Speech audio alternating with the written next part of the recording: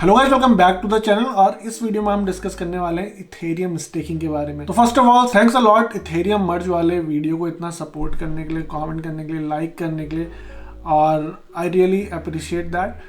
और जिन भी लोगों ने चैनल को सब्सक्राइब किया है तो थैंक्स अ लॉट। और यही जो आपका सब्सक्रिप्शन है, लाइक है, कमेंट है, ये मोटिवेट करता है मुझे नए नए वीडियो बनाने के लिए। तो चलिए बात कर लेते हैं आज के इस टॉपिक के बारे में, जो कि है इथेरियम स्टेकिंग। तो काफी क्वेश्चन आ रहा था कि इथेरियम मर्ज के बाद इथेरियम की जो माइनिंग है वो बंद हो जाएगी, तो अब हम इथेरियम कैसे अर्न करें। तो मैंने उस वीडियो में बताया था कि आप इथेरियम की स्टेकिंग कर सकते हैं, जिसके जरिए आप इथेरियम अर्न कर सकते हैं, क्योंकि माइनिंग तो अब बंद होने वाली है। तो उसमें मैंने 4 टाइप की स्टेकिंग बताई थी, और उन्हीं स्टेकिंग के बारे में आज हम बात करेंगे। और इंडिविजुअली उन स्टेकिंग के बारे में अगर मैं बात करूं तो आई थिंक पूरा हर एक स्टेकिंग के बारे में एक पूरा वीडियो बन सकता है।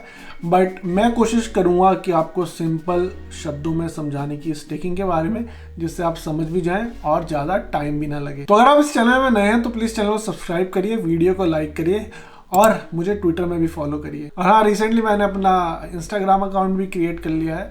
नॉट मेरा, मतलब इस चैनल का अकाउंट क्रिएट कर लिया है। तो अगर आप इंस्टाग्राम में हैं तो उसको भी जरूर फॉलो करें। तो अब बात आती है कि स्टेकिंग है क्या। तो इन सिंपल वर्ड स्टेकिंग है कि जो भी आपके पास चीज है उसको आप होल्ड अप कर रहे हैं कुछ चीज को सपोर्ट करने के लिए। तो in terms of Ethereum staking वो होती है जब आप 32 इथेरियम डिपॉजिट करते हैं टू एक्टिवेट वैलिडेटर सॉफ्टवेयर। जब उस नोड में 32 इथेरियम आ जाते हैं तो फिर वो जो नोड होता है वो कंट्रीब्यूट करने लगता है जितने भी इथेरियम के ट्रांजैक्शन है उसमें, प्रोसेसिंग में और ब्लॉकचेन में जो नए ब्लॉक्स जनरेट होते हैं, वैलिडेटर जो नोड है वो सपोर्ट करता है। और इस प्रोसेस को प्रूफ ऑफ स्टेक भी बोला जाता है। और इथेरियम के रिलेटेड बीकन चेन जो है वो प्रूफ ऑफ स्टेक में है। और इथेरियम मर्ज के बाद सारा कुछ जो इथेरियम मेन नेट जो अभी प्रूफ ऑफ वर्क पे डिपेंड करती है, उसको आप सारा प्रूफ ऑफ स्टेक में मूव कर रहे हैं। तो अब बड़ी बात आती है कि भाई हम स्टेकिंग करें क्यों इथेरियम की। तो पहला रीजन यही है कि आपको रिवॉर्ड मिलेगा इथ के रूप में। और अभी जो करंट रेट चल रहा है वो चल रहा है 4.1 APR, मतलब कि एनुअल परसेंटेज रेट, मतलब 4% आपको जो भी आप डिपॉजिट करेंगे उसका मिलेगा। और कैसे कैसे स्टेकिंग करनी है उसके बाद मैं अभी थोड़ी देर में बताता हूँ। और दूसरा जो रीज़न है वो है सिक्योरिटी। इथेरियम की जब आप स्टेकिंग करते हैं तो जितना भी इथेरियम में स्टेकिंग होते रहती है उससे सिक्योरिटी भी इंक्रीज करती है। तो तीसरी जो सबसे बड़ी बात है वो है कि इथेरियम इससे मोर इको फ्रेंडली बन रहा है, क्योंकि अब माइनिंग नहीं होगी। एनर्जी जो कंजप्शन हो रही थी अभी तक वो बहुत रिड्यूस हो जाएगी, कार्बन फुटप्रिंट डिक्रीज हो जाएगा। तो बात करते हैं कि आपको इथेरियम स्टेक कैसे करना है। तो जैसा मैंने पिछले वीडियो में बताया था, अगर आपने वो वीडियो नहीं देखा तो आप उसको देख सकते हैं, या अगर आप इथेरियम स्टेकिंग के लिए ये वीडियो देख रहे हैं तो इसको कंटिन्यू करिए। बट उस वीडियो में मैंने आपको इथेरियम मर्ज और हिंट दिए थे कि कैसे आप स्टेकिंग कर सकते हैं। तो 4 टाइप की इथेरियम स्टेकिंग है अभी अवेलेबल। पहली है आपकी सोलो होम स्टेकिंग, और दूसरी है स्टेकिंग एज अ सर्विस, और तीसरी है पूल्ड स्टेकिंग, और चौथी है सेंट्रलाइज्ड एक्सचेंज स्टेकिंग। तो चलिए बात कर लेते हैं सोलो होम स्टेकिंग के ऊपर। और मैं कोशिश कर रहा हूँ कि आपको बिल्कुल सिंपल वर्ड में बताने की, और आपको जिससे एकदम लेमैन की जो होती है ना, न्यूबी की, वो लैंग्वेज में समझाने की। और आपको ज़्यादा इसमें टेक्निकल नहीं समझना, क्योंकि solo home staking I think कुछ ही लोग कर पाएंगे, बड़े बड़े जो वेल होते हैं जिनके पास 32 इथेरियम अवेलेबल है।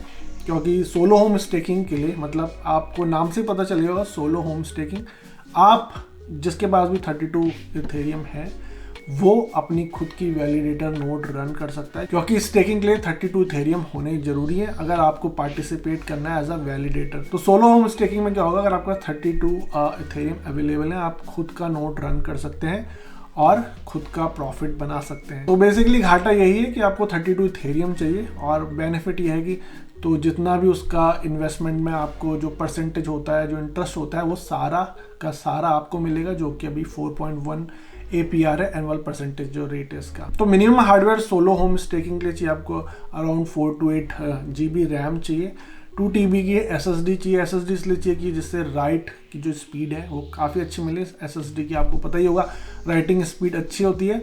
और जो प्रोसेसर है वो इंटेल i7 के ऊपर चाहिए या i7 चाहिए। और इंटरनेट चाहिए आपको ऑब्वियसली, और कीबोर्ड और मॉनिटर चाहिए सब कुछ मैनेज करने के लिए।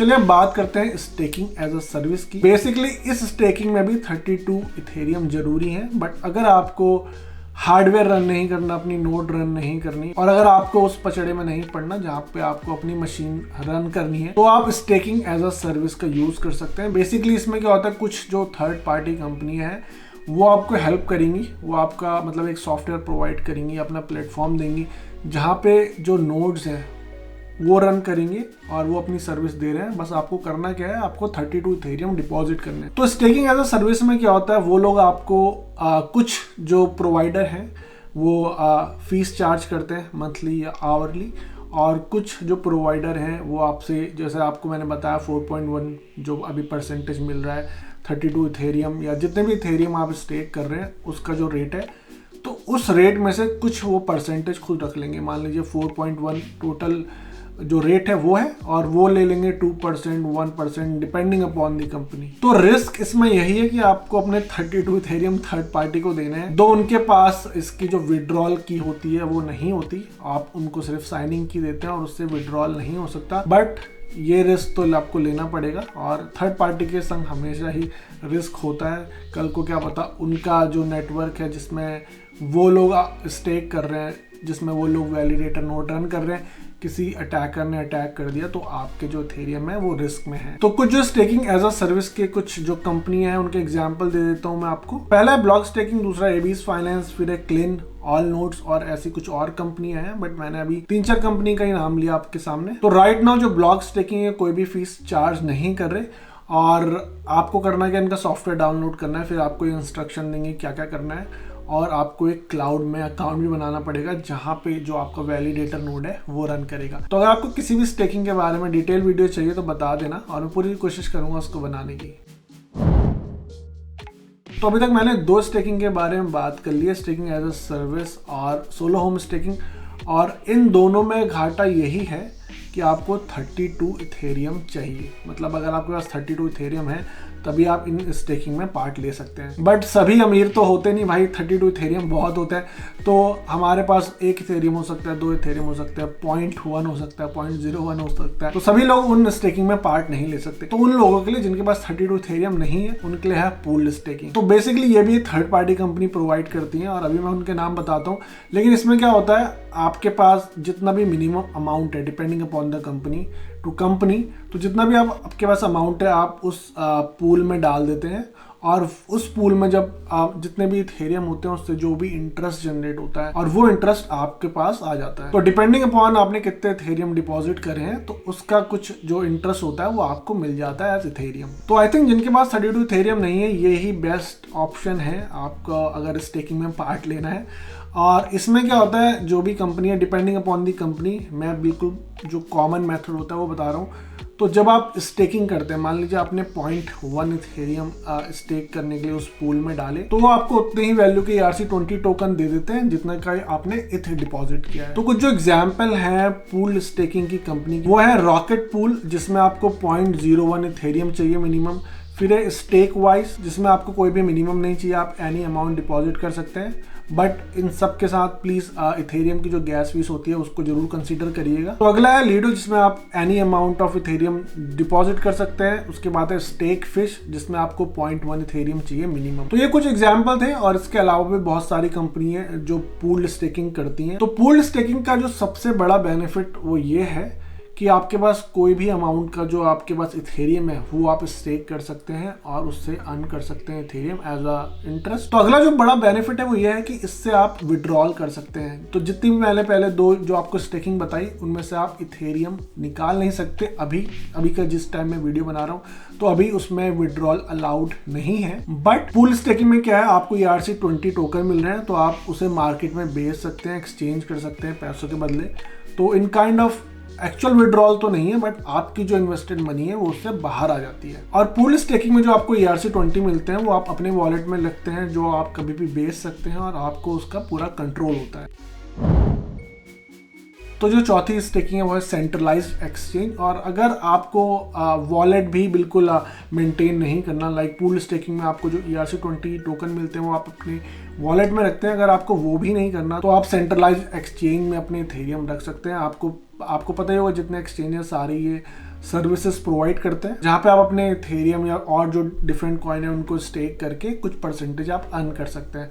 तो इसमें क्या बेनिफिट है कि सारा कुछ जो लोड है, जो भी सर्वर रन करना है, सब कुछ सारी जिम्मेदारी सेंट्रलाइज्ड एक्सचेंज की है। और घाटा इसका यही है कि आपको परसेंटेज कम मिलता है, वो थर्ड पार्टी है, और अगर कुछ उस एक्सचेंज को हो गया तो आपके सारा जो भी आपने डिपॉजिट किया है वो सब कुछ घुस जाएगा। तो इन चारों स्टेकिंग के बारे में मैंने आपको बता दिया, और आप एक सिंपल सा कैलकुलेशन करते हैं कि अगर आप 32 इथेरियम डिपॉजिट करेंगे तो आपको कितना रिटर्न मिलेगा। तो जो करंट एनुअल परसेंटेज रेट है वो है 4.1%। तो सपोज आपने 32 इथेरियम स्टेक करे हैं तो एक साल में 4.1 इंटरेस्ट रेट के हिसाब से आपको मिलेंगे 1.312 इथेरियम। और किसी के लिए ये बहुत अमाउंट छोटा हो सकता है, किसी के लिए बड़ा हो सकता है। और अगर आपको भी लग रहा है भाई सही है, ये तो मैंने 32 इथेरियम के बारे में बात करी है, 32 इथेरियम लगा के आपको अराउंड 1.3 इथेरियम ईयर का मिल रहा है। अगर आपको अच्छा नहीं लग रहा तो आप भाई ट्रेडिंग कर सकते हैं, ट्रेडिंग में कमा सकते हैं। तो चलिए फटाफट से देख लेते हैं किस स्टेकिंग में क्या क्या चाहिए होता है। सबसे पहला था सोलो होम स्टेकिंग, जिसमें आपको 32 इथेरियम चाहिए, और जितना भी आपको वैलिडेटर नोड रन करनी है आपको खुद से करनी है। दूसरा था स्टेकिंग एज अ सर्विस, जिसमें आपको फिर 32 इथेरियम चाहिए और आप थर्ड पार्टी कंपनी यूज करते हैं वैलिडेटर नोड रन करने के लिए, और उसके लिए वो आपसे कुछ फीस चार्ज करते हैं। तो तीसरा था पूल स्टेकिंग, जिसमें आप एनी अमाउंट ऑफ इथेरियम जमा कर सकते हैं। तो जो भी इंटरेस्ट मिलता है वो जो कंपनी उस पूल को रन कर रही है थोड़ा वो रखते हैं, थोड़ा आपको मिलता है। इसमें मैक्सिमम बेनिफिट नहीं है, बट आई थिंक अगर आपके पास 32 इथेरियम नहीं है तो ये आपके लिए बेस्ट ऑप्शन है। और जो चौथा ऑप्शन था इथेरियम स्टेकिंग का वो था सेंट्रलाइज्ड एक्सचेंज, जहाँ पे आप जो भी उनका पूल होता है स्टेकिंग का, वहाँ पे अपनी जो इथेरियम है वहाँ रख सकते हैं, और वो आपको उसके बेसिस में कुछ जो इथेरियम एज अ इंटरेस्ट होता है वो देते हैं। तो मैंने जितनी भी स्टेकिंग बताई सभी के अपने बेनिफिट हैं, सभी के अपने ड्रॉबैक्स हैं और रिस्क भी हैं। तो आपसे यही रिक्वेस्ट है, आप जितनी भी स्टेकिंग कर रहे हैं सोच समझ के करिए, सारे रिस्क ड्रॉबैक्स बेनिफिट जान के करिए, तभी आपको मैक्सिमम प्रॉफिट होगा। तो आई होप आपको ये वीडियो अच्छा लगा होगा और आपको इथेरियम स्टेकिंग के बारे में कुछ ना कुछ जानकारी मिली होगी। अगर आपके कुछ भी डाउट्स हैं, कुछ भी क्वेरीज हैं, कमेंट्स हैं, फीडबैक है, तो प्लीज कमेंट करके मुझे बताइए और मैं पूरी कोशिश करूंगा उनका जवाब देने की। और अगर आपका इस चैनल में आज पहला दिन है तो प्लीज चैनल को सब्सक्राइब करें, वीडियो को लाइक करें और मुझे ट्विटर में भी फॉलो करें। अब मैं आपसे मिलूंगा अगले किसी interesting and informative videos. Till then invest safely and invest wisely.